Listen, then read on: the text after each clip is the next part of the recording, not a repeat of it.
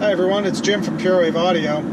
Today we're going to be doing firmware on a Yamaha QL5 mixer.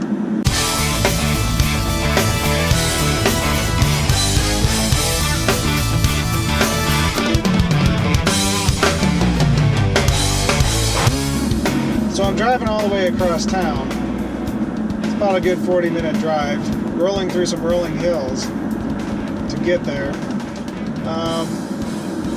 You know, replacing firmware on something is a little bit of a risky job, and one of the problems is when you have a venue, this is a church, when you have a venue that has so many live things going on and is always in use, it's finding that little opportunity to have some dead time and some space around, so if something goes wrong, you have the ability to get to tech support, things like that.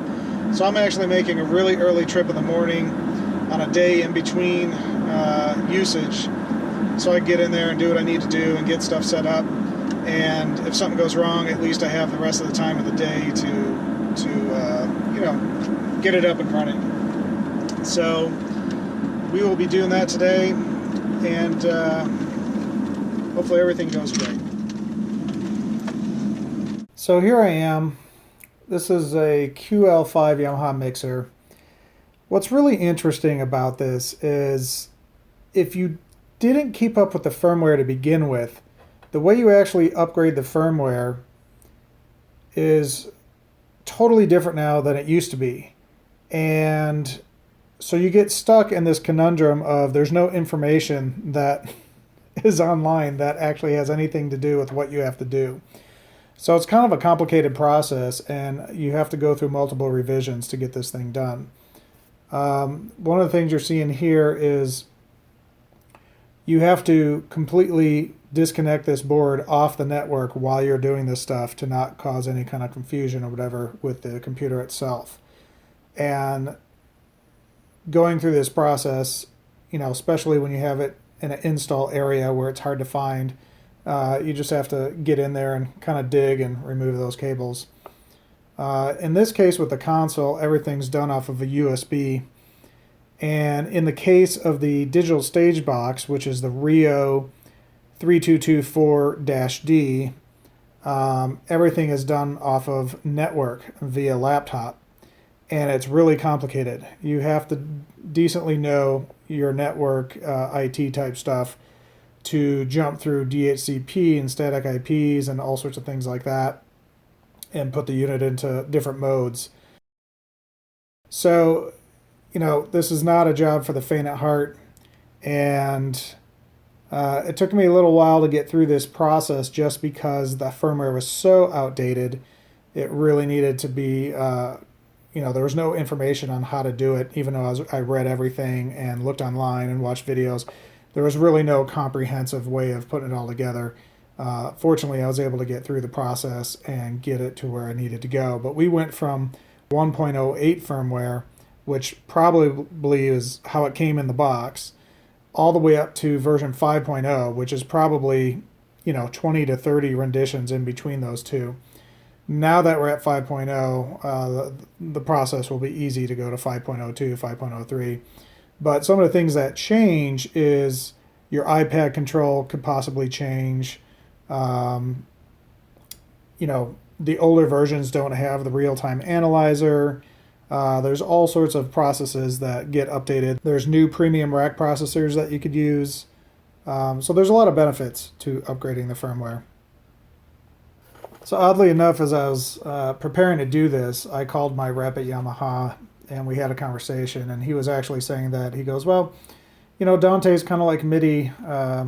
You know, it's a protocol, so you shouldn't have to update the firmware on the stage box if you update the firmware on the board. And right away I was kind of suspicious of that, because I know that all these things have to talk to each other.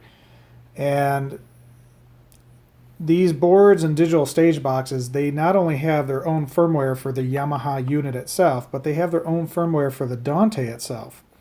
And when you upgrade the firmware on the console, it upgrades the firmware of the Dante, I don't want to say automatically, but it's suggested it needs to work with each other. And so once you upgrade that firmware, the Stage Box does not talk to the board after that. You have to upgrade the firmware, Dante firmware, on the Stage Box. So of course, if you're doing that, you're going to update the firmware on the Stage Box itself too.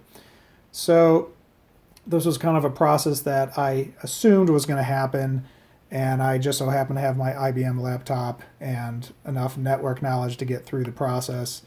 But you know, I took that advice with a grain of salt, and I'm glad I did, and was prepared to go through it and do what I needed to do. So as you're upgrading the firmware, you can see that the board, you know, has flashing lights telling you, hey, do not turn off the board, things like that. You know, if something happened, it seems like this Yamaha board is pretty resilient to some kind of issue happening while you're doing the firmware. But, you know, firmware in general with any device, if something happens or the power goes out in the middle of it, it's a little scary because you might have to send that unit back and get a NEPROM or something like that replaced in the console. So, you know, it's a little bit of stress when you're doing this stuff. All in all, it took me about 15 minutes to update the console itself. Since it was via USB, a little bit easier to do in general, and you're able to upload multiple versions of firmware at the same time. And I will say one of the scariest things, which you just saw, was the whole board nulling out 100%, and you're just hoping that when you load your settings back in that they actually come up. That's kind of a high stress situation when you see that just drop. So here I am. I'm going to start switching back over and getting my settings that I saved before I did this back up into the console. And here goes the moment of truth. Waiting. Waiting. Boom. We have achieved nirvana. So now I'm going through the console and I'm verifying that the settings are what they are. You know, not only, you know, fader levels and stuff like that, but you have to verify your input outputs, your digital clocks, talking to the Dante network, all your system setup. It's things that you just have to verify before you move forward and go from there. Now, this is the point where I finally realized that the Stage Box is no longer talking to the QL5 mixer because there's a Dante firmware discrepancy between the two units.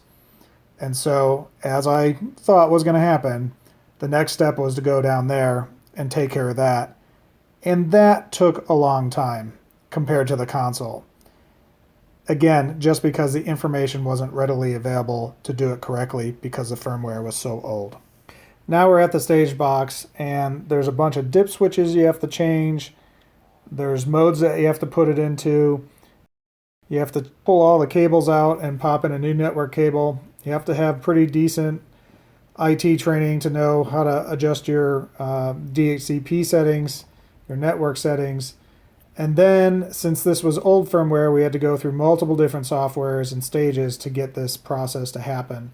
It was somewhat kind of convoluted and complicated since it was so old. You know, you just couldn't use the latest software to update everything. It just wouldn't recognize it.